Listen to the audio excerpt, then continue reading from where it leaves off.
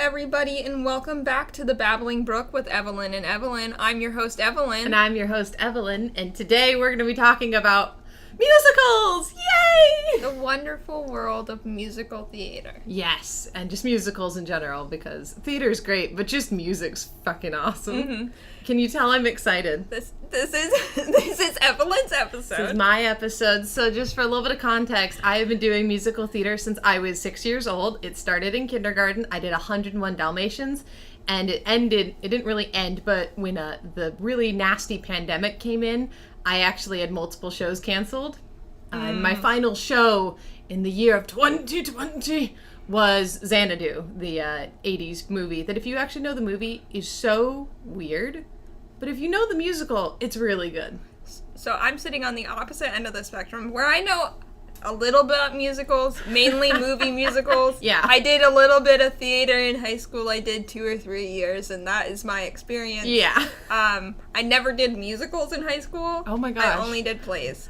So. Oof, topic of choice. I'd like to discuss the difference between a musical, a play, and what is also known as an operetta and or an opera.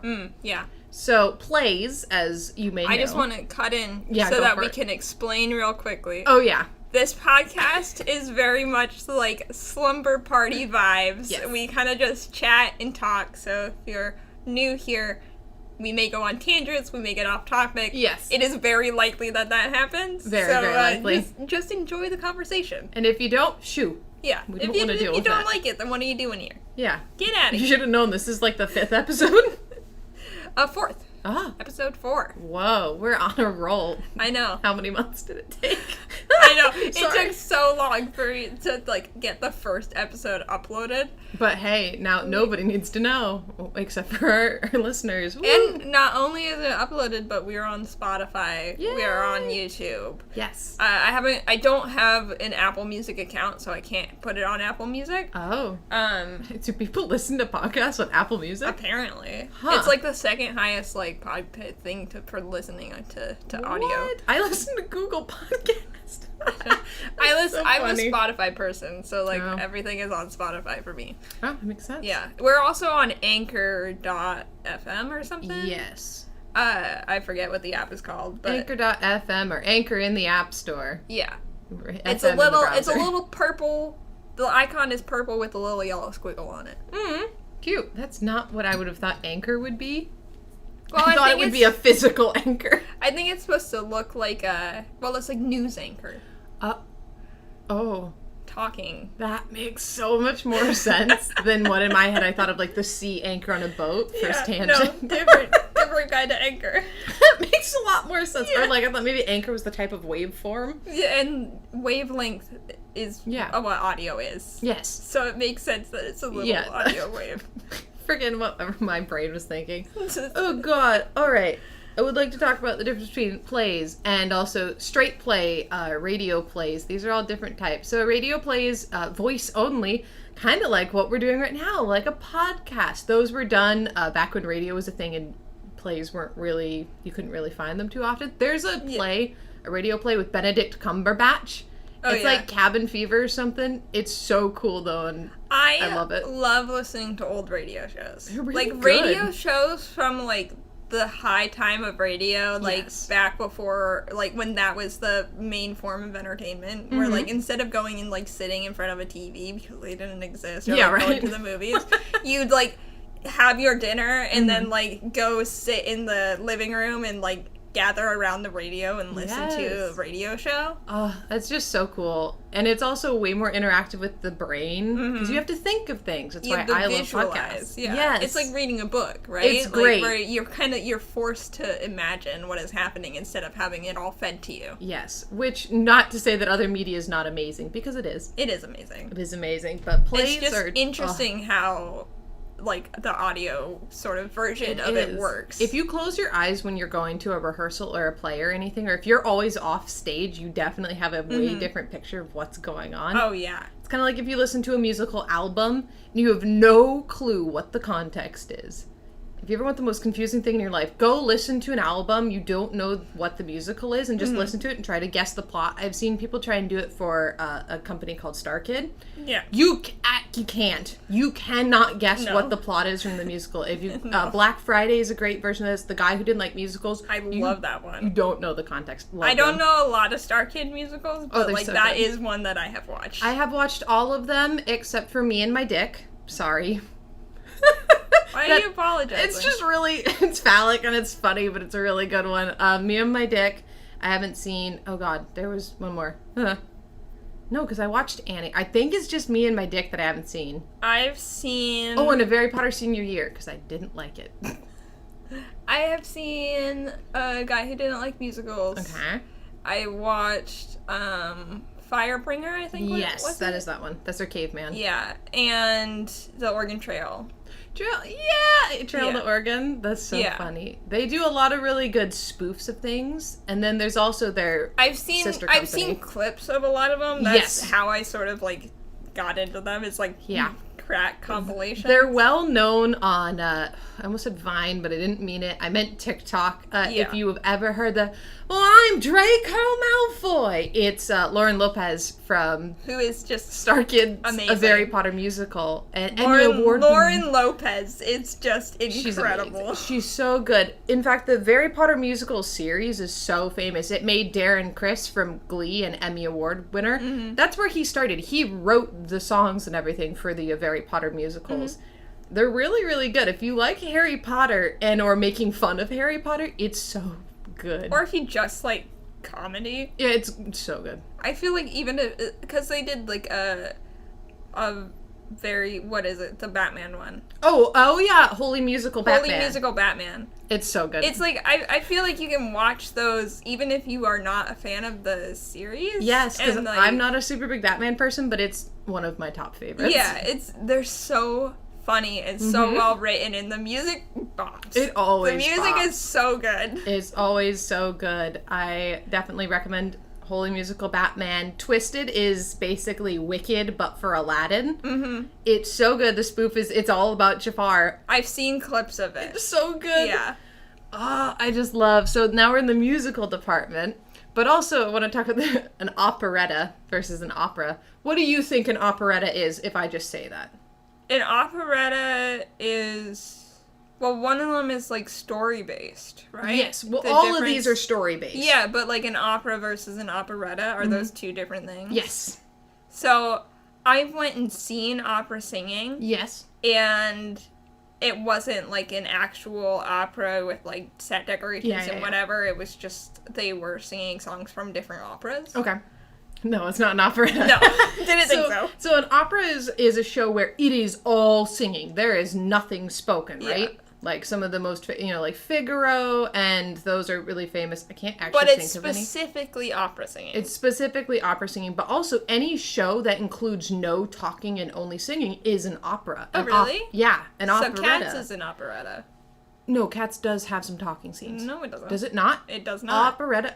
I literally just went and saw Cats. You did, so they didn't have any speaking. So they're technically an opera. An operetta has talking scenes in the middle. Which we will be going and seeing tomorrow. Yes. We are? Okay. Yeah. Ooh, Boyfriend first time. Was supposed to go with us. He will not be going with us because he has baseball stuff. Okay, cool. So, yeah. Cool. Ooh, can't wait to see Cats. So we're going to have, like, a gal date. Oh my goodness. To go see Cats. Gal date can go see Cats. And just so everyone knows, yes, I'm a theater nerd who has not seen Cats.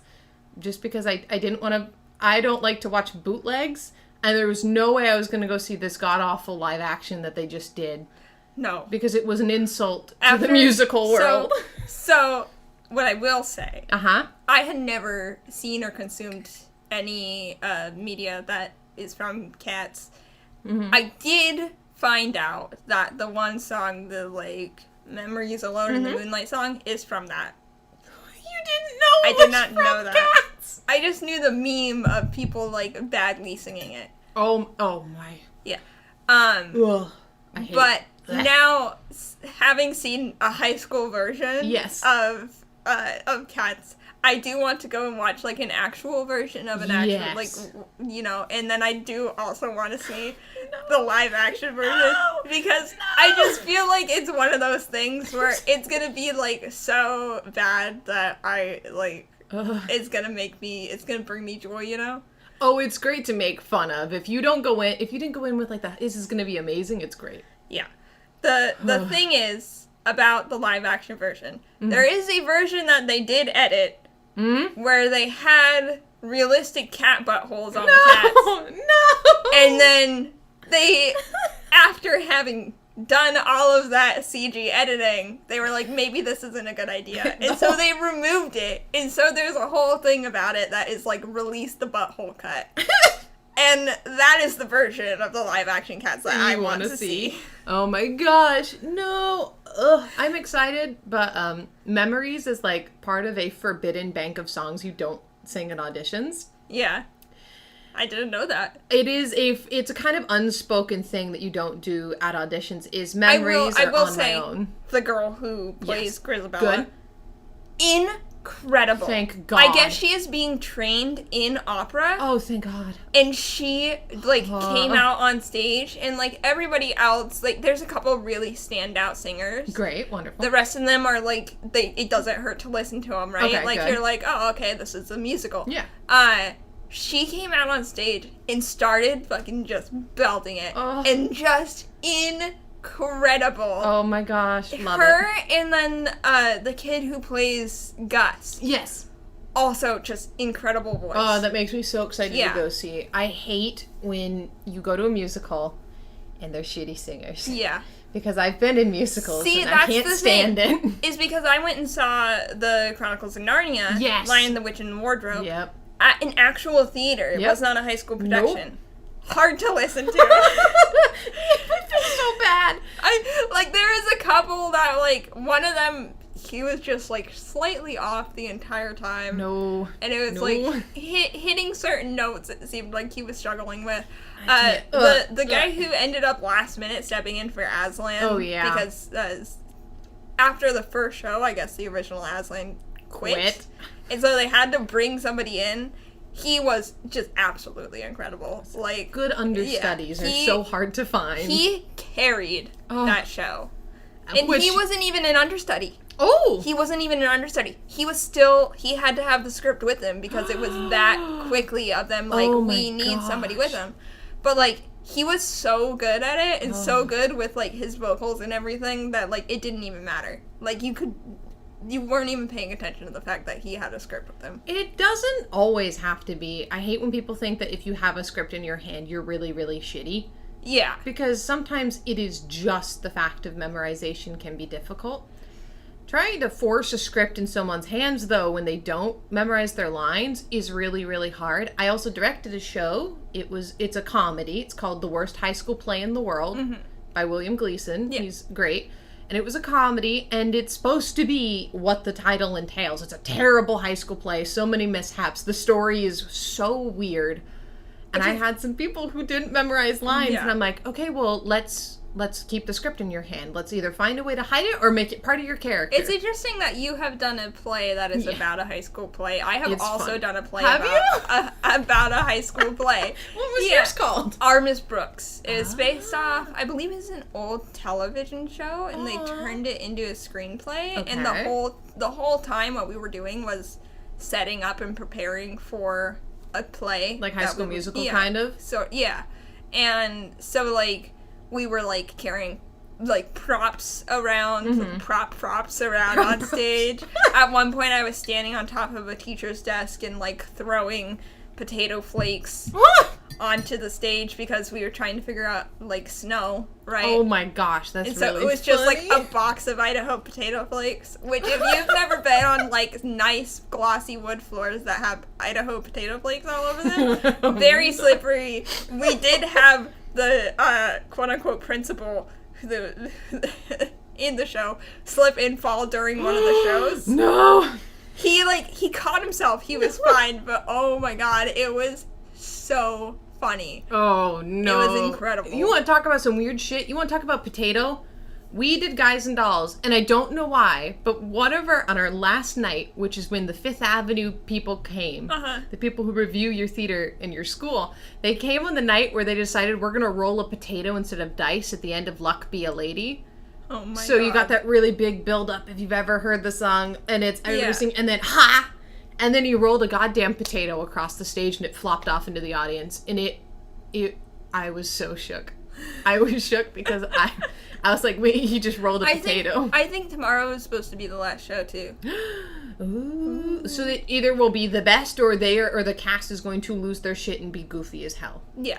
Because that's what our group always did, is last night was either the best or we went frick all with everything. Yeah. Which I love. There's so many good shows that we also had a guy vomit on stage mid-show. Nice. I didn't see it though. Because it's infamous because of it happened mid-show. I was backstage. It was during Seussical, the musical, which is Dr. Seuss musical. I played Sour Kangaroo and Mayor's Wife on opposing nights. But I was Sour Kangaroo, so I knew when I was needed. And they were doing their Who scene, and Mayor Who vomited on stage. Oh, no. I felt really bad, because he had like, family in the audience, so that's why he had gone on, despite not feeling well. Yeah. I felt really, really bad. I just ran backstage and cleaned everything. Yeah. Because we have a really big backstage. I felt so bad that I was like, oh no. So it took 10 minutes and then we were back on because, the show must go on. Oh yeah, it doesn't matter what happens. You keep going. You keep going. Unless there's a genuine injury that is so bad that someone's dying. Yeah. Then obviously you don't do the show. But otherwise, you have to do your show. What's a little puke, What's a little puke except for something to clean and then immediately go and put someone else in the costume and make them be the mayor? Mm-hmm. No, that show is horrible. It was fun, though. People really don't like Seussical. I have listened to that musical quite a bit. It's such a bop. I've never heard or seen it, so... It's a good bop. If you want something uplifting, that thing is a bop. There's a song called Alone in the Universe where Horton sings to Jojo, the mayor's son, and they talk about how they're alone until they hear each other, and then they're singing to each other about how their imagination is beautiful, and it's really, really cute. I love it. I don't listen to a lot of, musical scores. Oh. So, there's, some songs that I will, pick and pull. Mm-hmm. There's a song I used to listen to from Rent in high school. I don't remember what song it was. 525,600 It was not that one. I'm like, it was not that one. Seasons of Love. There is a song from, what is the name of the show? Has to think. I don't remember the name of it. Waitress. Oh, mm-hmm. There's a slower song about her singing about her past self and losing herself or whatever. That Blasphemy. one was one that I listened to out of high school and in college when I was very emotional. Yeah. Extra emotional. I love when people find emotional scenes in music and they attach to it. Okay, big one. Dear Evan Hansen, and the bomb of the movie that just happened. The bomb of the movie where they put a 30-year-old man in theater makeup with a bunch of high schoolers. Yeah, they shouldn't. They really shouldn't. His makeup was so bad, and it was his actual hair. Apparently, it wasn't a wig. That was his hair. But it was so bad. I can't believe they did that. And they took out a lot of obviously, if you're gonna go from a stage musical to a movie, you're gonna either add things or take things away because musical reactions are different. It's big because you're playing to the grandma in the back seat, right? It's loud, it's boisterous, you're overacting. Yes, because people have to see it. Yeah. And you can't bring an overactor to screen and do close-ups. It's kind of like when we start shooting short films. Yeah. I am going to be hammering our actors and actresses because we're gonna be pulling from musical people and theater actors that I know because we have a young audience. I don't know how we're gonna get older people. Probably reach out to some community theaters. I don't know. I don't have any ties anywhere. So. Oh, I do. So we'll do that. But I'm definitely going to be trying to work with them on subtlety versus explosiveness. Yeah. Because that's a really big part of it. And micro expressions and stuff. Yes. in theater, your expressions have to, like, Huge. you have to be able to be seen from the very back row. Yes. And you have to be able to be heard from the very back. Whereas, like, you can do a close-up on somebody's face and have them just, like, scrunch up their eyebrow slightly. And, like, it can be... It's completely opposite, and people do not understand that. Yeah. It's why it's so difficult when you're going in between the two. Mm-hmm. And I mean, especially when that's just like what you're used to or what you've done. Like if you've only done theater and you haven't worked in like short film or whatever, you're so screwed. Yeah. And same opposite. Like, yes. If you go from, like, being an on-screen actor and then, like, trying to do theater, like, it's not gonna work. I think Jordan Fisher did that, but he did a really good job. He's the guy who took over for Ben Platt in Dear Evan Hansen. He does both film and musical. Yeah. But he's phenomenal. He's a really great Daisy actor. Ridley did that opposite. Oh, she did. She went from musical to film? She was a theater person. She was a theater actress, and then she did Star Wars. Okay, people can kill me for this. I'm not a super big fan of Daisy Ridley. I love her. I think it's just my own personal thing. I don't know. There's something that maybe it was just her character. I'd love to see her in something else because I've only seen her in Star Wars. In episode 7, I thought she was phenomenal. I thought she played an incredibly strong female role. I thought it was awesome. Oh, absolutely. It was just in the last 2 movies where it was like, I think the writing really screwed her. Mm-hmm. So, like, it kind of... Screwed everyone. Yeah, are you kidding me? It destroyed all the characters, and they should not have switched directors. You want a good Star Wars thing? Go watch Annie, the musical. It is Anakin Skywalker. The musical, is it? Annie, A-N-I. Yeah. It's so good. It's Darth Vader. They did it again. Yeah. And they did Star Kid did Annie, which is... It's a Star Wars musical. I will have to watch that one. It's set in 80s music, too. Really? Yes. Oh, my God. It's such a bop. I just thought about it in my head. I went, oh, yeah, they did that musical, too. Yeah. They did Annie. But, no. So let's get into musical movies and also musical episodes of TV shows. Okay. Because I am most familiar with musical movies. Yes. So what's your favorite musical movie? Footloose. Footloose. Easy. Yes? Footloose. Okay. Footloose is my favorite musical of all time. Really? Yeah.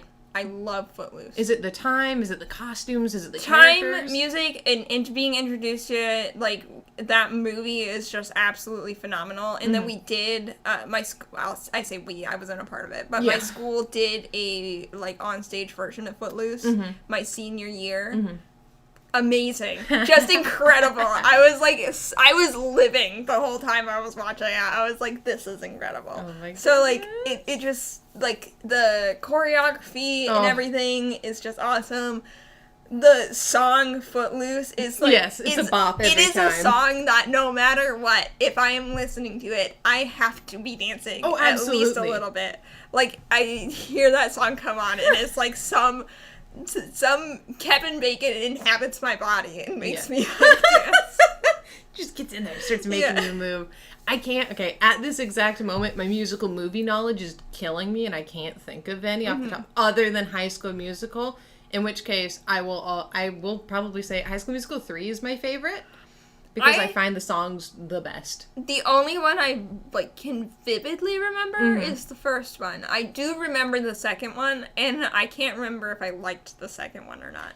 It's so-and-so. I think the first one was really good. Oh, it's phenomenal. Yeah, it was, like... It's a classic. Yeah, it was great. If only they had a bigger budget when it first came out. Oh, do you want to know something about High School Musical? It was originally going to be Grease 4. Or was 3. It really? Yeah, that was the original script way back in like 90s or something. Okay, and if anyone finds the exact information, you can get me on it later. But it was originally, like the very, very original first script was going to be like Grease 4. And then they retook it. Whoever picked it up next on the table went, no, we're doing something different. That's wild. Right?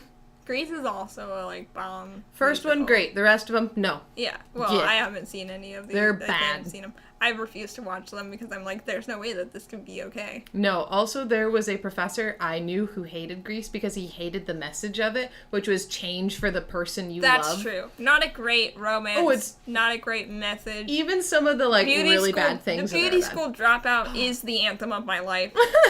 You are a beauty Because I am, in fact, a beauty school dropout. Do you see a man in like angels and those beautiful hair, in like a nice singing suit, to you? like singing to me like Frank Sinatra? Yes. Yeah, I do. Always. He's standing over in the corner right now. Yes. No one doesn't know Summer Night's Lovin', and the frick is the other one? What was the one that I want? There we go. I got there. I almost started snapping, but I had to hold myself back because I was like, that's gonna sound so bad. Don't do. I mean, you want to talk about snapping? Mary Poppins. I love Mary Poppins. I actually really liked the second one too. I did too. I don't know why people were so against it. I thought really Emily Blunt did. She did wonderful. a really good job.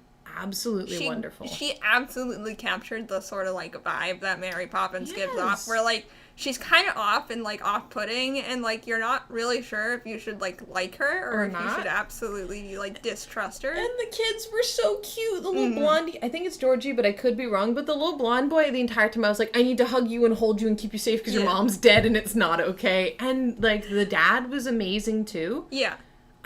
I loved it. I loved the parallels. It was really good. It was great. I don't know why people shit on it I think so it's much. because people attach themselves to original content so hard. Oh. And so they're like, why would you ever redo this? Why would you change it? But the thing is, they didn't redo it. They really didn't. It was a sequel to it. So it was like, you know. It felt cute. And it didn't feel like it was ever making a mockery of the one before. No.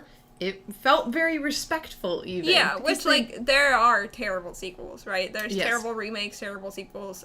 We will be doing an episode on that because I have a laundry list of horror remakes and sequels that I'm like, why did this need to happen? How about the couple that just happened, In the Heights and West Side Story? I have not seen either of them. I've only heard, I heard really bad clashback on In the Heights, which is funny. Yeah. I heard bad stuff about it too. I heard really bad, but I'm laughing about it because I kept hearing it was like, it was a racial issue, and I'm like, wait. The original was written this way. Did any of you go back and, because it was all about like, how dare you use these stereotypes? I'm like, did any of you listen? This is all, they didn't change the music. How it is. This is how it has always been. Yeah. What are you doing? And then the new West Side Story, I just keep hearing it's not as good as the original. Which is fair. And I mean, the original I think that's always, like, the problem that you face if you're remaking something as opposed to making a sequel to something. Oh, absolutely. So, like, because if you're making a sequel, you can take all the liberties you want because it's a different story, or it's supposed to be a different story. Yes. When you're remaking something, it's like, you have to live up to this thing that already exists. It's like when they take plays and they'll turn them into a musical, or they'll take books, and that is done normally by a dramaturg. Mm-hmm. They take historical places or books or anything and they turn them into these different things and they make sure it's as historically accurate as possible, or they make it obvious that it's not. You know who I feel bad for though is Broadway and all the Disney people going, hey, where's Hercules the musical? And it's like, hey, you don't want to do that because they might do a musical movie now instead of going straight to Broadway. It's really scary. And actually, one of my favorite musicals of all time didn't get its chance on Broadway, and I'm really sad. I want you to guess what musical that is. It was at Fifth Avenue Theater in Seattle, but it didn't go to Broadway. Is it Disney, or is it It is technically Disney. Technically Disney. Technically Disney. Oh, God. I don't know if they own the musical, but they do own the original movie, but not the original source material. Is it like a classic Disney? Yes. It was when they first started introducing 3D, but they didn't use it for the whole movie. Oh, I don't... I'm trying to think of, like, movies that, like, were in the 3D era. It was probably right before. If I can give you a hint. The Bells. The Bells. Was it Hunchback? They did a remake of Hunchback, and they added some really good songs in there. It was really romantic. They had actually, there's a new line in it, that Quasimodo is deaf. Oh, really? Yeah. So they had a deaf actor in Fifth Avenue playing Quasimodo. He can still speak, but clearly not as clearly. Yeah. And they have one of the gargoyles be his voice. Instead of him singing, he signs it, and the gargoyle sings for him. And it's beautiful. That's cool. They have this new song called Made of Stone. They add a song called Esmeralda, and the Tavern Song. These are all bops. And the whole it's so good. If you don't know Hellfire or the Straight First Song, I was gonna say Hellfire. So good. Is it incredible? God help the outcasts. So good. Also and they amazing. put back the song Someday, which is this really sad song Esmeralda sings before she's spoilers if you have not seen this, but before she's supposed to be executed by fire, she sings a song called Someday. It's talking about someday the world will be better. Can we it's beautiful. Pause for a minute and talk about how fucked up Hunchback of Notre Dame? Yes, we can, because this needs to come up. It's so gross! I watched it as a child. And I was incredible movie. Yes. And then as an adult, I was like, why haven't I watched this movie in a while? Like, I haven't seen this. Like, I don't really remember it.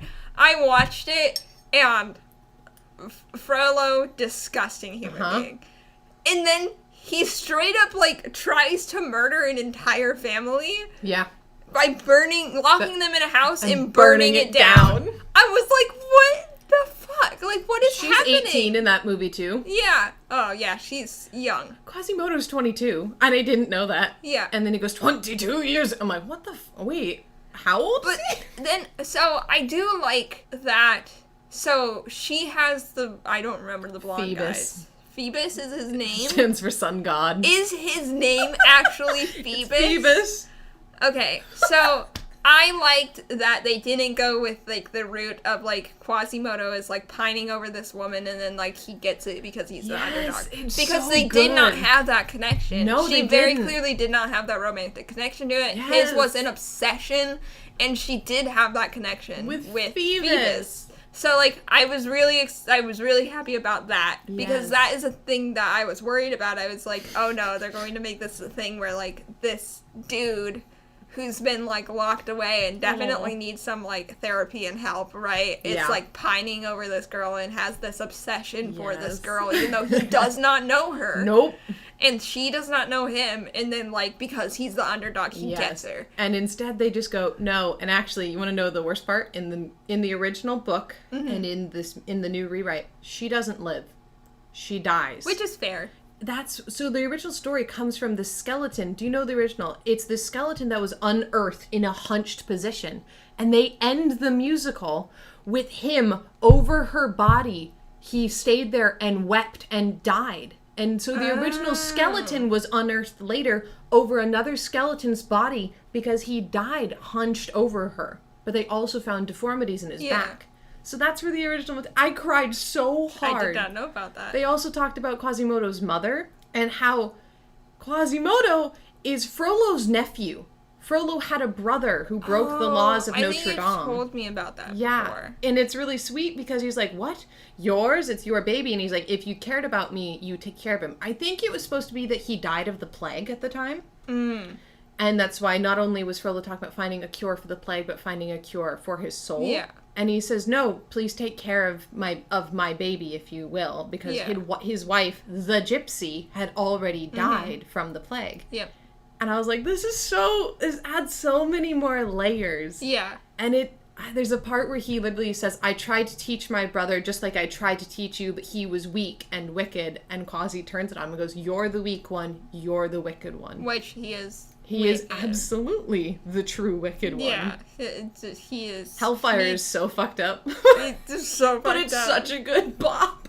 It is such a good song for, that character. It's good for male or female voices, too. Yeah. I can't believe that it's so universally sung by both. The way they depicted him, though, was so accurate to, just, creeps. Mm-hmm. You know? Who, think that they are owed this thing, or they blame other people for their own flaws, because that happens so much with you see it all the time, and I'm constantly versed in true crime and stuff. Yeah, and the nice guy syndrome. The nice guy syndrome, and it happens with women too, but it's majority men facing women where they're they hate on prostitutes, they hate on whatever, but then they use those services, and then they're like, you're the reason why I'm bad. Even though that's not the truth. Even though, sir, you went and you paid her for this service that she is providing. She is just doing her job. She's trying to make ends meet. She's not trying to turn you into some monster. Nope. You are just a monster. It's Frollo just being look at this foul display, and Phoebus is like, yes, sir. Oh, how wicked. It's Esmeralda's dancing because she knows what she gets. She has a song called Rhythm of the Tambourine. Yeah. And it's a joke. She's playing it up for everyone. She's dancing. Right, she knows toss your coins into my tambourine. Yeah. She knows what she's doing, and everyone else knows, but it's a welcome, hey, we're going to play a game. But then there's that one person who looks at it and is like, you... Temptress. You bitch. You are the reason. It's like if... You're the reason I'm horny. It's like, okay, this is another topic, and if people are sensitive to it, it's okay. But it's like the thing of like, you made me gay, and it's like, no. Yeah. No, we didn't. No, you're just gay. You're just gay. That's just... If you looked at Esmeralda and you went, oh my, no, she's made me. No, you're probably just into that. And that's okay. And I admire Esmeralda as a perfectly straight woman. I'm like, this is great. She's wonderful. Yeah, absolutely. Mwah, beautiful. It also, like, it goes back to, like, being in the church and Christianity and the way they sort of demonize any sort of, like, sexual attraction. Like, these are the really bad Christians. Yeah. Yes. For a little, I guess it might be Catholic, actually. It could be. It's all part of Christianity. Yeah, and, like, they're both part of the same thing, but different. They all are worshipping the same thing. They just have different rules. And they all think that they have the right rules and that everybody else is wrong. Yeah. Love that. And they're all reading the same book. It sounds like when you're reading a play, like if you read Romeo and Juliet and people get the different... I want to talk about Romeo and Juliet. We can. Let's do that. Okay. So in high school, obviously, that's one of our required readings of the freshman year. We did a required reading of Romeo and Juliet. I loved when we opened up the discussion and talked about, is it a true star-crossed lovers story? And we talked about, was it right or was it wrong? And it got really, really intense. And I was so surprised that freshmen were actually contributing thought to this. Was it right? Was it wrong? And also, you know, the classic line, do you bite your thumb at me, sir? Yeah. No, sir, but I do bite my thumb. I can't get that out of my head sometimes. But, no, star-crossed lovers is such a thing that's brought so many tropes. It is, and it's like... There's such a rush to it. In most, like, romances in media, they're very rushed, and so it's, like, this big romantic story, but usually it takes place over, like, a couple of weeks or a couple of days. In the case of Romeo and Juliet, I think it takes place over, like, 2 or 3 days. Yeah, like, and that actually happens with a lot of Disney, too. Yeah. That's Disney's favorite thing is star-crossed lovers. Where it's, like, I don't know if you've ever, like, met and had a crush on somebody, but the way you feel about them within, like, the first 2 or 3 days of meeting them is very different than the way you feel about them even, like, 2 or 3 months later. Yeah. Like... You have to build... I think Mulan did a really good job at that because it didn't do that, and it was time spent with each other. Yeah. And then that betrayal kind of feeling moment was really cool. Yeah. God, I love it. Also is... They're teenagers. Romeo and Juliet are teenagers. Yeah, she's like 14 just turned, and he's 18 going on 19. Yeah. Which, like, I don't know if you've ever been a teenager, but hormones are horrifying things. Yeah, they are. Like, they will... I must die for you. Oh, yeah, God. They fuck you up and they make you have, like, super irrational thoughts. Yep. Especially when it comes to, like, romance and that kind of thing. I'm gonna die if you don't fall in love with me. No, you won't. Or, like, this is the end of the world. He said no. Like... I hate that that's a thing that you feel. Because I remember feeling that. Oh, yeah, and absolutely. I hated it so much. Yeah. Ugh. And it's, like, you can't bash on people who feel that way. No, because, like, it's real. It's real. That is how they are feeling in that moment. And, like, it may not be rational, but that is how their body and their brain is making them feel. And they don't have control over it, especially at that age. No, it's atrocious. This story of, like, this 14-year-old and even, like, the 18, 19-year-old, because, like, even at that age, you're still going through that. Like, falling in love with each other over the course of a day, and then, like, you know, having this whole plot, and then one of them, like, pretends to die so that she can run off with him, and then he doesn't realize that it's just a trick, and then he dies, and she wakes up, and she like... stabs herself! The thought of, like, going and seeing, like, somebody that you knew for, like, 2 days, and, like, that you think you're in love with them, and then, like, now they're dead, and you're like, well, I must die. Like, that is a very plausible thing, especially at that age. Yes. Like, Yeah, it makes sense. It also... Is it a good love story? No. It's so bad, by the way, because I am a true believer in true love. Oh, absolutely. And Disney has absolutely screwed me on this idea that, and even Romeo and Juliet, that you look across the room, you meet eyes, and you know, and it's dad. I'm like, I can't have this horrible idea of true love. I think for some people, it is like that, right? Like, you hear stories of, like, oh, I saw her, like, walking, sitting across the bar, and like my whole world felt like, you hear stories about that from people who have been with their partner for ages, and like I feel like it does happen. I think it does, but not for everyone. But I don't think it happens often. No, like I think majority of the time it's like, for me at least, it's like I spend time with somebody and then all of a sudden I'm like, look at them one time and I'm like, this might be different than just, like, having a friend kind of thing. Yeah, and I mean, I guess you do technically still have that moment because you look and you realize and go, wait, holy crud. Which it is. Like, you look at them and all of a sudden, like, your stomach turns and you're like, oh shit. Like, everything's different. It is very much an oh shit moment. Like, oh no. Like, what is happening? Or, like, this is good. Like, it's one of those moments where, like, you look at somebody and you're like, you're gonna be a problem. Like, I think that's kind of, Beauty and the Beast did a really good job at that, too. Obviously, there's the whole thing of Stockholm versus not Stockholm. I've actually seen an analyzation. I don't think that is. I don't think it's Stockholm. No, I don't think it is, because Belle also is very much opposed to everything. Yes, she is, and so he is not trying to change her into liking him, right? Like, the end goal is like he needs somebody to fall in love with him. Mm-hmm. But she is the one who changes him. Mm-hmm. He changes for her. She does not change for him. And it's a subtle change. It's over time. That one is good because it does take place over a longer period of time. Like, we watch the progression of, like... There's a song for it. Yeah. Something there. Yeah. It's so great. I love the analyzation of Gaston and how absolutely atrocious he is. Oh my god. And you can tell everyone feeding into his ego just makes it worse. If somebody... Which is what happens, If Belle had the chance, it would have had to come from a man, because Gaston was he would dumb. not have listened to her. And he probably wouldn't have listened to the man, too, but if, like, early in his childhood, Gaston was told, you are not that cool, knock it off. Yeah, like, the world... He would have been a different person. Yeah, just as simple, the world does not revolve around you. Yes. Like, yeah. You're a little ass. Yeah. Get off your high horse and be down with the rest of us. Yeah, you're not as... You jerk.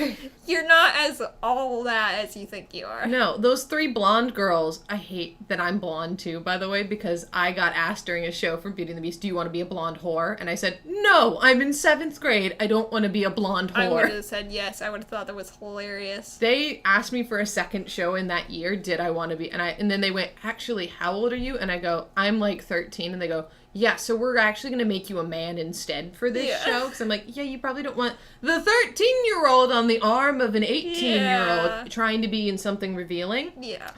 No, especially because it was one bar scene. Because in the rest of them, I was in a completely black outfit with white gloves. I played hands. For a music. It's an original work called Soldat. And I played hands. And a man. Nice. Because I played men quite a bit. Because, you know, the classic, you don't have enough men. Oh, yeah. Yeah, our school fell into that. Yeah. A lot. So much. We usually did pretty good, and we were pretty good at picking plays where, like, we knew the sort of ration of men to women, and we could...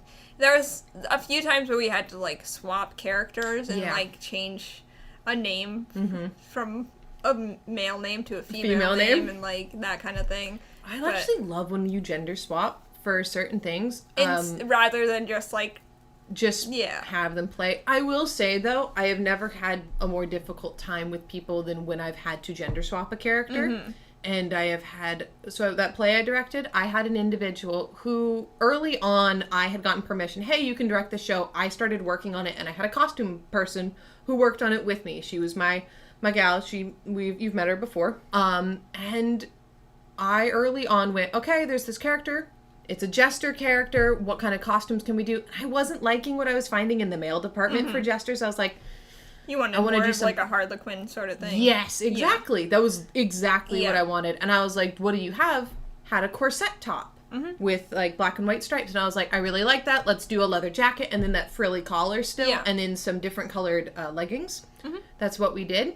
The individual fought me at the very end saying, what gender's the character? I'm like, well, they've been gender swapped now. Originally, I wanted them to be playing a more of a insult. I'm sorry, guys, but I wanted more of a flirtatious gay, because the character, Shecky, always had these really cutesy little interactions with Medulla, the wizard, the court magician. And I loved the idea that I wanted it to be flirty almost, with the other one being like, go fuck yourself and get out of my office. You bug me way too often. I'm not interested. Shoo. Because I thought that was funny. Yeah. The person fought me and was like, at the very end, like, what gender is this individual? I'm like, we've gender bent it. Obviously, you're in a corset and you are showing this. I'm not going to argue with this. It's a character name. They're like, but we don't change the pronouns in the show. I'm like, do you want me to change the pronouns in the show so you have to consciously think about your lines? You're normally referred to in character name, not normally as he or she. Yeah, if there's no lines to change, then, like... Not really. Not enough for me to be like, yeah, go back in your script and rewrite everything. Yeah. So I'm like, no, I've changed it. They're wearing a skirt and a tutu, too. I'm just like, no, I definitely changed it. It's not that big of a deal. It was a big deal, like, the week before we went on. Oh, my God. And I'm like, please don't do this to me. Which, you know, dress how you want, right? Like, yes. I used to dress super masculine. Yes. Still identified as feminine and, like, whatever. Yeah. And, like, you can do whatever you want. You can do whatever you want. But if it's in a show, don't fight your director, please. If it's in a show and it's the week before you're supposed to be, like, in front of people, like, maybe just... Go with it? Yeah, or, like, go change it in your own script. Yes. Like, that's a thing that you can do on your own. Yes. Go through and, like, cross out he and write she. Yeah. Like... If that's what you really need to do. But also, for any of you little fuckers out there who are going into theater or who are doing theater, be kind to your directors. They control your fate. Yeah. They have to do everything to make sure every little piece matches the theme of the show that you're doing. I've also written a show. It's really hard. Once you start, like, making big changes and stuff, and, like, as per the request of, like, actors, then you have to do it for everyone, because then it's unfair and, like, whatever, and and so it just becomes this whole thing, and then adds so much work to it. Like, trust the vision. Please do. It's gonna work out fine. If there's something that you are actually really uncomfortable with, then like, you bring it up privately. You bring it up privately, and, like, you have a conversation about it, and you try to work out something that can either change if it's something that's small that can easily change, or a compromise between it. Like, but if you're also fighting someone on a costume, please be gracious. And if it's a physical thing, like, you're going to be sick if you are dressed in something, hey, that needs to be brought up way early on. That's what fittings are for. That's what dress rehearsals are for. Yep. It's like, as soon as you're, like, uncomfortable. Yeah. Costuming is difficult. So difficult. It takes such a long time, especially if you have to do fittings. And, like, there's so much focus on, like, you have to make the main characters look the best because they are the ones who are going to be focused on and seen. Stage. And so it's, like, that is something, like, if you are uncomfortable and you need something changed, you bring that up immediately or as soon as you notice it. Because there is sometimes when, like, you have a costume on for a try-on and it's fine, and then you go on stage and you're moving like, around on it and you're like, oh no, like, this is not good. Yes, like, it happens. It's very normal. That's what dress rehearsals are for. Then you take it back to the costumer and you're like, hey, fixed. I noticed, like, this is digging in here, or this is a little snug and it's hard to move, and, like, whatever, and that they fix it. Yes, that is what they're there for. But I had someone go above me to my superior because we had an idea for a costume. The character was a 12-year-old. Mm-hmm. They wanted it above the thigh. They wanted it, like, mid-thigh, if not almost ass-revealing. And I'm like, absolutely not. You're playing a child. They went behind my back to the overseer. I was in my junior year, so I am a junior director, right? They go to my overseer, my superior, and then she comes up to me and goes, so, I have a $500 budget. This individual made me expand my budget by $100 to buy a costume for them. Oh my God. It was still below the knee by the end of it. I was furious. My budget got pulled because of that. Problems with that too, with like girls wanting to dress slutty. You don't get to be a slut. This one wasn't even like the they didn't even want to dress slutty. Oh no. They were cast as an, I think, 8 to 10-year-old. Okay. Was the thing, and like there were supposed to be two young kids, right, who were best friends. I think it was father of the bride. Aw. And so they got their costume, and they were like, I look like a child, and we're like, that's the point. And they were like, but this makes me I look dumb. I look like a little kid. I'm like, you're cast as an 8-year-old. Oh my god. If you did not want to play an 8-year-old, you did not have to accept the role. Oh. Like, the prima donnas, after auditions are done, the cast lists are up. Have you experienced the temper tantrums people throw? Oh, absolutely. I have. I know what they are because I felt them. I just normally wait till the end of the day and I go crying because they got, like, they didn't get the, like, that's the point of going to a casting. It's like, you're not going to get the role that you want all the time. No. Like, oh my god, don't even tell me that. I am sitting here right now. Callbacks are this upcoming Tuesday for Into the Woods. Oh. The last set of auditions are Monday, or Sunday, Monday. I'm not in those. I already did my audition last week. I'm so scared. And I know I'm going to be really heartbroken, but regardless, I'm going to go see the show and support it. Yeah, absolutely. Like, I love how people, when they get really angry about auditions, but then they don't still go support it. Yeah, it's like I have a vendetta. I've gotten cast in things that I was really upset with. Beauty and the Beast, I cried. Even though, in reality, I was a 7th grader and I wanted Belle. No, because it was a cast of 72 people. Yeah, there was no way I was getting Belle in 7th grade. That is such a 7th grade thing, though. Is you're like, I'm gonna audition. No. I'm gonna be Belle. This is like, I'm gonna do it. I'm gonna do. No, you're not, honey. No, you're gonna go play schoolgirl and wolf and fork. Yeah, you're gonna be a tree in the back. You're gonna be a tree. I was so sad, and my parents go, "Do you still want to do it?" And I go, and they made me choose if I was gonna stick with it. I did, and I had a wonderful time. Yeah. And I think about that now, and I'm like, that was so stupid. I never played any type of lead character. I was always like a character who, I think the most lines I've had in a play is like between like 5 and 10. Like, that's the most I've done. And like, those are I loved it. They're so fun. If anyone ever says main cast is better than ensemble, they're lying. It's not. I love being ensemble cast. It's so fun. It is so much fun. And then I got to like... Sorry, I thought I saw something in the corner of my eye and I got really scared. The face you made just like freaked me out. I got like chills down my spine. I thought it was a demon in the corner. God. Sorry. What the hell? Was it a cat? I don't know if it was a cat or a dog tail, but it looked like a whip and I about cried. Just the, like, your face. I'm facing away from the door.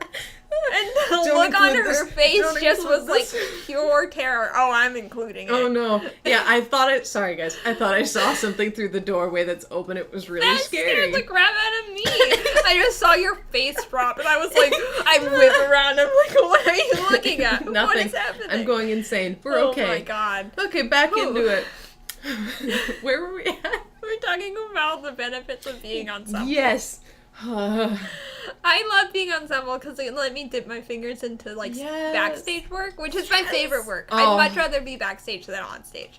Oh like, my god, I did my fingers into costuming, I did my fingers into set design. I was always painting, like it was so much fun. Regardless of what position I got, because my school is very, very small and our budget That's how was we small, were too. We had to come in and do things. For my own show I directed, I was backstage painting a goddamn sun and a moon. Oh yeah, that's pretty much how we were too. We were backwoods hick school, like. I think those are the best though. Yeah. If you go to a really top end school and you don't do any of the backup stuff, you don't understand what goes into a show. Oh yeah. And if you always have parents doing it, you also don't get that experience, because when you go out into the real world, we had a guy, and I will name drop here because he's amazing and people should know about him. Nathan Smith came from my school, my high school, and he's gone on, and I've been told by our director that he has often thanked her because of the hard work put in. He expects the same for everything, and he's ready for when shift happens. Yeah. And things need to change, and he does stuff himself. I know people, that is, like, one of the things that people were always like, this is the, like, most stressful and worst part of the show. It's changing between scenes. Oh, my God. Shifting between scenes. Oh. That was always my favorite part.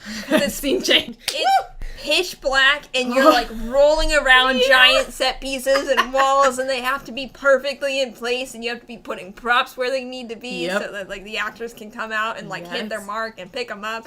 Oh, it is the most... So fun. It is so stressful, but I loved it. That was so my favorite time. Just like a bunch of people running around the stage in the dark, like moving things and shit. And you're always in black. And it's always... Well, we did it in costume because we were... The tech was always in black is what I meant, sorry. And it was... would get everything in, get the stage set up, and it happens in a matter of seconds. It has to. It has to happen in a matter of seconds, because if you close those curtains and they're closed for more than, like, it gets awkward, and, like, people are waiting. So, like, it happens in seconds, and so like, cool. You, like, have just creating a whole new atmosphere and space, like, in the dark, just in that short period of time, and then you open those curtains and it's just like whole new scene, and I love it. That was my favorite part of it. That's great. And I thought you meant costume changes backstage, and I'm like, that too. Oh my god, that too. I always think it's so fun. I remember some of the fastest ones. Watching girls just like rip clothes off of themselves. It's so fun. You're out of the second you're off from stage. Yeah. The guy who like musicals had a scene after it, and they go, huh, huh, they're like deep breathing on stage, and then they go, lights down, lights don't actually go down because main character's still on stage, and you see one guy starting to shimmy out of his costume to get into his next one. I was laughing so hard because I'm like, that's what you do. That's what it is. You're literally just like, we gotta go. Yeah, it's like when you like are going on an important like outing and then you forget what time it is and you realize like 5 minutes before you have to be out the door that you need to go, and so you're just like ripping clothes off and throwing clothes back on, and like usually there's like 4 other people trying to like button you up and zip you up and getting everything on. Xanadu is the worst. I had to put on, in between the first and the second scene, I had to put on roller skates and switch outfits. I went from Kalio, the muse of history, to Kira. Kira. I almost forgot her name. Sorry. From Kira, this, like, Australian girl who's going to inspire the main character, Sunny. Yeah. And I had to lace up skates on my legs. I had to put on a wrap-on dress. We had to take this, like, thing out of my hair. I had to strip. We had to add an additional scene so that I could get changed. Because in the original, we were doing the junior edition, not the Broadway. There's no scene there. Because she's not actually supposed to have on roller skates anymore in the junior edition. They got rid of that. We're like, no, we're going to have her in roller skates. That's part of Xanadu, is that she's always on skates. It looks so dumb. And it's really hard, because then I also had another change where I had to take off my skates and turn into an army girl. Which, for those who have never laced up roller skates on themselves, oh my god. And even taking them off is a process. It was insane. Taking them on and off when you've got nylons on, too. Oh, yeah. Yep. Doing anything in nylons. Putting any sort of, like, footwear on when you have nylons on is hard. Is hell. Because you're trying also not to rip them. Yeah. And it's so difficult. It's so easy to just snag. Oh, but I will say, it was my first time ever playing a romantic lead. I was always the villain or the comic. I played Iago. Those are my favorite characters. Oh my god. So much fun. I love being the villain because normally they're very sassy. And they're just so much fun. Speaking of villains. Yes. One of my other favorite musicals. Yes. It's online. It's that kind of thing. Is Dr. Horrible. Yes. Yes. That is like the only musical soundtrack that I listen to all the way through on a regular basis. Oh my gosh. That makes me so love happy. That musical so much. It makes me so happy. Oh Dr. my Horrible god. sing along vlog. Yeah. Somebody auditioned with one of the songs from that, and for Xanadu, which was really, really funny to see. Oh, you've been there for auditions, right? I love cheesy, science fiction, that kind of stuff.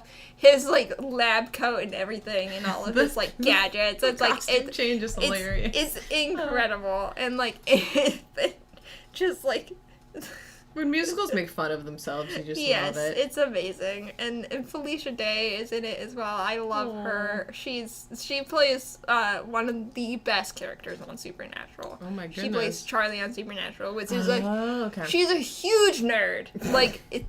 She was one of the characters where I watched Supernatural and I was like, this is my girl. I love her.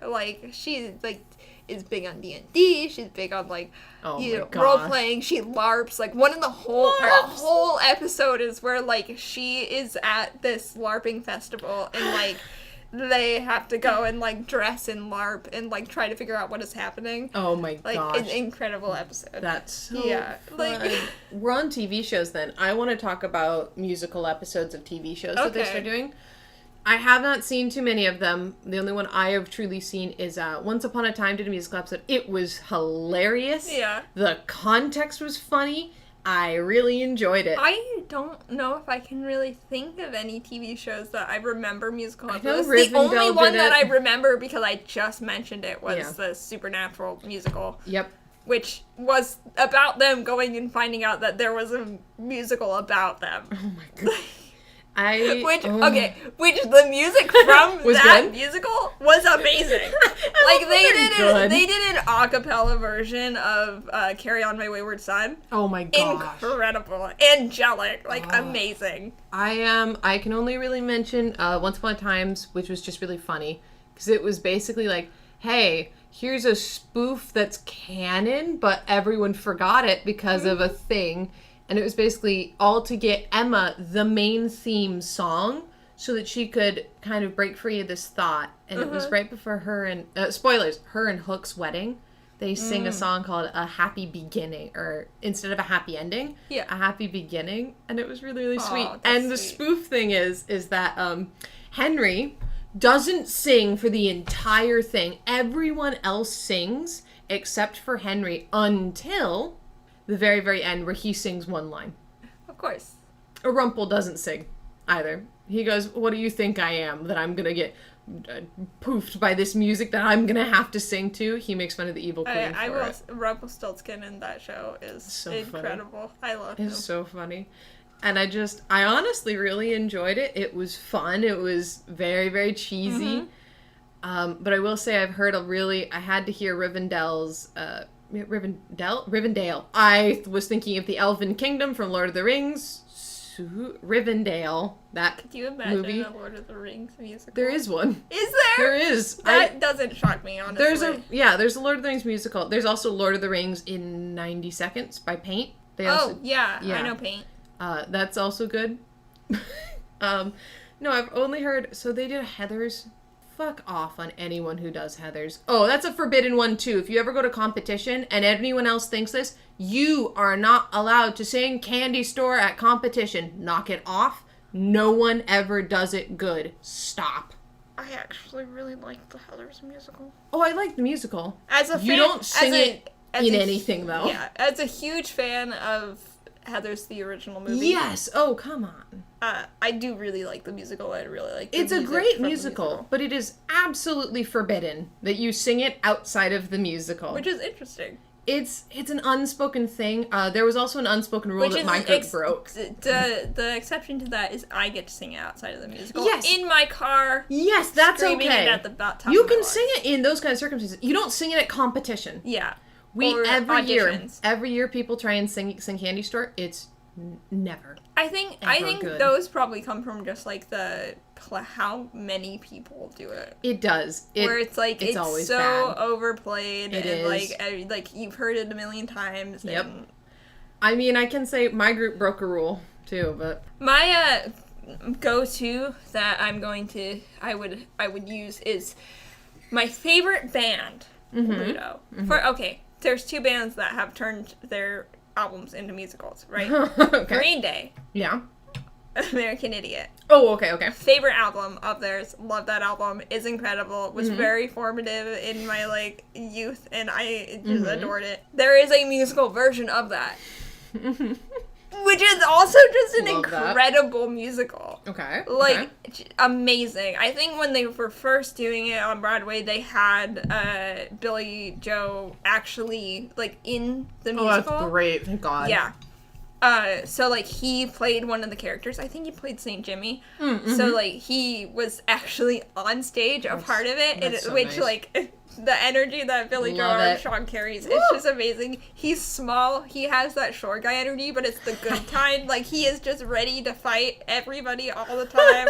He has so much energy. Oh, my God. Watching videos of him, drop kick creeps in crowds is, like, amazing. It is, like, a thing that he regularly does. If he sees somebody, like, getting picked on in the crowd, he's like, what's up, motherfucker, let's go. There's a video of him, like, this dude must have been, I think he was harassing a girl in the crowd. He was like, you need to get out, and the dude was, like, yelling back at him, and so he, like, hangs his mic up, he, like, walks back, and he runs and just, like, drop kicks this dude off stage. It is the most incredible thing ever. Oh my goodness. My favorite band. Yes. I have 3 favorite bands. Mm-hmm. Good Charlotte, Marina City, which nobody knows who they are. Okay. I know they don't know who they are, because I didn't know who they are. I saw them at World Tour. Okay. And Ludo. Okay. Ludo is self-described as nerd rock. Okay. Their second album was a concept album called Broken Bride. Sorry, okay. My brain it genuinely happened. Yeah. You did the same thing, except you were horrified by something in the shadows. Yeah, it was called Broken Bride. Okay. It is about a man in 1989. Okay. His fiance, girlfriend, wife, not really sure. They don't really mention it in the actual album. Dies in a horrible car crash. And so he spends the next however many years of his life trying to build a time machine to go back in time and save her. And what happens is he gets stuck in prehistoric times. And then he fixes up his time machine enough to, like, try and go, and he ends up in this kingdom where, like, this basically apocalypse is happening. This dragon is rising up. There's zombie hordes of knights rising up and attacking the city. And the best song off that album is Save Our City, and it's incredible. I will make you listen to it. Yeah, you will. You're going to send me this album, and I'm going to listen to it. This is already amazing. Yeah. So what happens is they are trying to save this city. The king ends up killing himself just, like, he can't do it. Pussy. And, like, this dude from the future just, like, stands up and is like, I'm just a man, but, like, we can fight back. Like, you can fight back. He's trying to help these people. Doesn't work. The dragon ends up burning the whole city down. And he's met with these creatures, deities, whatever you want to call him, who are like, you did everything you could to, like, help save this. Like, what do you want? So he's like, I want to go back to that morning. I want to save her. And so they send him back to the morning. And, like, this is going to be big spoilers, so if you don't want to say it. It's okay. So what happens is the end song, the last song, there's 5 songs on the album, right? Oh my gosh. Short. Last song is called Morning in May. I feel like I've heard that title before. I don't know if you have. A lot of people don't know about Ludo. It's kind of weird because they have a really big following. But they're my favorite band. But when you say the name, people are like, what, who? In this album especially, I feel like it's the lesser known sort of thing. They only have 4 albums out, but, like, you know, it's an EP. It only has 5 songs. It was their second release. So he gets to go back. He finds his girlfriend, fiance, whoever in bed. And it's this, like, lamenting about, like, I can't believe that this is real. I can't believe I'm actually here. And, like, I get this day back. I get this morning back to, like, see you. And he's so focused on this fact that, like, holy shit, like, she's right here. Yeah. And so she gets up, out of bed, looks at the time, is like, oh, I gotta leave, right? And she heads out to the car. And he's standing there, and he's like, shit, this is when it happens. So she's already in the car. She started the car. Oh, no. He runs out to the car. He knocks on the window, and he's like, let me come with you. No! And so it ends in this, like, singing sort of back and forth with, like, background and whatever of, like, them getting into the car crash and holding hands and, like... But being together. The last line of the song is, hold on, baby, we're almost home. That's so sweet, though. I know. Tragedies! So, I think in 2016, somebody got a hold of them and was like, can we turn this into a Broadway musical? And they did. Which one? So what is it called then? It is called Broken Bride. Why have I never heard of this? I couldn't find any, like, videos or anything of it online. Probably not it ran for a very short amount of time and, like, whatever. But, like, if you go, I believe they had a website where, like, you can go and they have a couple of behind-the-scenes videos of it and stuff. And it's in, like, of them, like, singing and practicing songs and whatever. Because I imagine they made it a lot longer than just the 5 songs, right? I would hope so. But, you know, sometimes sometimes musicals are short and they can make them that short. But it's just, like, it's such, like, I love that album so much. It's such a cute concept. I don't sing. I'm not a musical person. Like, the only time I sing is, like, to myself. But, like, that was my thing. I was like, technically, that's a musical number. Like, I could do a song by Ludo for audition. Like, that's so cool. Yeah. I always tried to pick a different song every year, and I can say that the last audition that I just went to, I did If Only from Little Mermaid. I didn't do Part of Your World, because I didn't want to do that. I did, it's not the I Want song, because the I Want Disney song is Part of Your World from Little Mermaid. But instead, it's If Only You Would Look at Me and You Would See Who I Really Am. And it's a Broadway quartet that they did for once they actually did the musical. And I just love it so much, because it's where you see where all of these people are at. And actually, my favorite song from Little Mermaid is Her Voice, which is the song that Eric sings. And he sings it, and he doesn't sound like such a goddamn idiot like he does. I think I mentioned this in one of our movie ones. But he sings. One of our movie ones. We've done one. I don't know. I believe I've mentioned it. But he sings this, and he doesn't sound as stupid.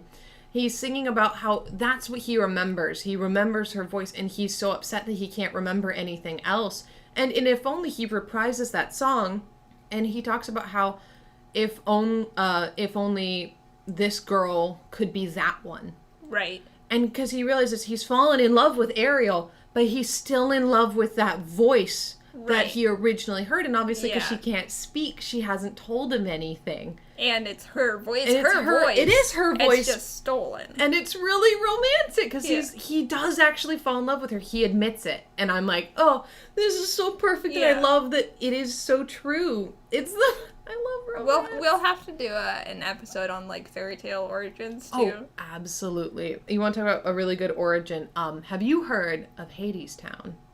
No. It is currently running. You have mentioned it. I have. I want to mention Hadestown, and then also, so the main, Reeve Carney, I could be saying his name wrong, or Carney Reeves. Carney Reeves. Was or he Reeves Carney. in... Spider-Man, Turn Off the Lights, the Broadway musical that cost over I think it's either anywhere from 30 to 300 million that bombed. Because he was in Penny Dreadful. He played... the name of the story that I really like. What is that story of the guy who his soul is in a painting and he lives forever and he's... I don't know. Oh no, it's okay. H.P. Lovecraft. Yep. I don't know. Oh no. Have you heard of that? Oh no. I love that you're dying. I am dying. I need to remember Use the brain. What is the name of his... What is the name of this? It is like lore. It's like one of my favorite stories. You want to look it up? I'm going to. You look it up while I talk about I'm going to feel so stupid. So, Spider-Man the musical, by the way, people might know it. It is the most famously, I think it cost over, I could be wrong. I might be getting my numbers wrong. And I thought it was 30, but it might be 300 million. This thing was expensive, and I believe people died on the set. I just want to say, I Googled... Got your name? I started Googling Man Who's, and I just want to read the first... Yeah, Man Who's in? Yeah, what did you get? No, I didn't even get that far. The first search results are Man Whose Jaw Fell Off. Man Whose Arms Exploded. Man Whose Wife Died. Man Whose Brake Failed. Man Whose Wife Died is called Man Whose Skin Turned Blue. What? Man Whose Face Was Eaten by Man. I don't know what is happening. What is being Googled? I don't know. Oh my god, no. Yeah, sorry. Continue. No, it's fine. But Spider-Man the Musical is really infamous for being the most costly Broadway thing. I think people died on set because obviously they want Spider-Man to be flying. If you ever look it up, it's bad. It was way too much money. It's the picture of Dorian Gray. He plays Dorian Gray in Penny Dreadful. Okay. But he plays Orpheus from Hadestown. So do you know the story of Orpheus and Eurydice from Greek myth? No, I was not big in Greek mythology. That is perfectly fine. fine. In Norse mythology. I'm not going to tell you then because this is great. So I would honestly consider Hadestown more of an operetta as well. Mm-hmm. It's pretty teetering on musical to operetta. People can fight me, but you can listen to the entire album and get the story. Mm-hmm. You really don't need the talking scenes in between. Yeah. That's where I start being like, that's more of an operetta, is if you can listen to the whole thing and get it, you're on operetta style. Mm-hmm. If you're missing way too much to actually know what's going on, you're in musical territory. Yeah. But it is so beautiful, and it's so jazzy. Definitely listen to the newer one. There's one with 50, and there's one with 20. If you look up the album, anyone, don't listen to the 20. That was the old one of the original before it got revived, and it is taken off like crazy at Broadway. It is very, very popular. And the guy who sings for Frollo is Hades in this musical. Oh, really? Mm-hmm. That's cool. It's so great. And he goes even deeper than when he plays Frollo. Really? There's a song called Hey Little Songbird, and he ends it, sing for an old man, and it goes low. Or that actually might be a different song, and I'm being stupid. That might be Epic 3. Oop. Don't look at me. I don't know. I might be getting that wrong. Somebody can shoot me for it later. I know. I the whole time I was trying to think of Dorian Gray. I'm like, somebody is sitting on the other side of this just screaming. They're like, how dare you? Phone. It's Dorian Gray! You said Dorian Gray, and I still thought Christian Grey. Of course he did. One of our listeners... Very different stories. Yeah. Very different people. Different stories. Who is it? Somebody had a character named Edward Gray or something, and someone went, and it was like in a movie, and they go, how dare you combine... It's in Jennifer's Body. It's the goth kid. His name is like Edward Gray. And he's like, did you just take Edward from Twilight and Grey from Christian Grey and 50 Shades, and you put them into one character? Jennifer's Body came out before. I know it did, so I don't know what this guy was thinking. Yeah, Jennifer's Body is like a classic. It's a classic. Movie. That's not a musical, but it is a good If you movie. haven't seen Jennifer's Body, you should go see Jennifer's Body. It's good. It did in fact come out before Twilight and 50 Shades, because that came way later. Yeah. Speaking of Jennifer's Body, because she's in it, what is the name? What's her face? Megan Fox? No, Blondie. Blondie. She's in Jennifer's Body. I don't remember. I don't remember. She's in Mamma Mia, and I can't remember her name. Not Meryl Streep. That one. No, the young one. Yes. Help. I always get her mixed up with Drew Barrymore, but she's not. It's not that one. I don't remember. I'm so sorry. I don't know. I thought it was Sophia, but I don't think it is. That's her name in the thing. Let me do Googling. Okay, go for it. You do Google cast of Mamma Mia. No, Mamma I want to. Mia. Here we go again. If you've never ever also Mamma watched, Mia. Come on. A bop. The ABBA, a bop. So good. The musical movie and the actual musical are both amazing. Just so you know, I found out this recently. Okay. Her name is Amanda Seyfried. Seyfried. Yep. Boyfriend has not seen Mamma Mia. Mm-mm. I know, right? What? I was like, because I mentioned ABBA, and he was like, I don't know what that is. What? It's like, are you joking? What? I was like, have you not? I was like, Mamma Mia, and he was like, I never saw it. I was like, I just watched Mamma Mia again, and I was okay. The reason I was bringing it up is because anybody who is into any sort of like funny comedy gaming probably knows who Brian David Gilbert is. Okay. I don't know if you do. I don't, but don't worry about it. You should. Okay. You will at some point. He's amazing. He's wonderful. He recorded an album that is parodies of ABBA songs. Oh my goodness. Sang by or about classic horror like movies and stuff. So like Frankenstein, he did Dracula, The Mummy. That's so fun. He did Captain Hook, like singing a lament about it. But his album is called ABBA. So it's capital AAAH exclamation point and then ba. It's incredible. It's amazing. It's so good. Oh, I love parodies. I love things. I love that kid so much. You heard Goosebumps the musical? No. I am ashamed that I have not. It came across. I was going to audition. Well, okay, there's a couple that I've haven't seen that I've heard of, and I'm like, that's probably something that I should list. I snapped. Damn it. Right now, Goosebumps. Goosebumps. The Addams Family mentioned. Love it. Beetlejuice, which I know you didn't care for. I personally, but I think you will. Beetlejuice is one of the greatest movies of all time. Like, come on. Yeah. So I think you'll like it. Just wasn't my taste. Those are the ones that are the ones where I'm like, I probably should consume this media at some point. Probably. Addams Family is so jazzy. It's such a bop. I love the Addams Family so much. There's almost an H.P. Lovecraft type song at the end. It's like, it's a character's lament, and it's he just constantly sings about in the arms of a squid, and it's so funny. I think it's called In the Arms, and then the very ending song is Move Toward the Darkness. Yeah. And live and love, and I'm like, why is Addams Family one of the best depictions? It's so good. If you've never listened to that musical, please go listen to Addams Family. If you've never consumed any Addams Family media, please do. You need to go consume all of it. Go watch the movies. Go watch you can watch the animated movies if you want. Go watch the original show from the 60s. Go listen to the musical. Go look at these costumes. It's so much fun. It's so good. I just love it. But yeah, Goosebumps the musical came across my list specifically because they have a parody song called The Story of the Phantom of the Auditorium. Which is a Goosebumps book. Which is a Goosebumps book, right? Yep. And in the entire song, it's her singing.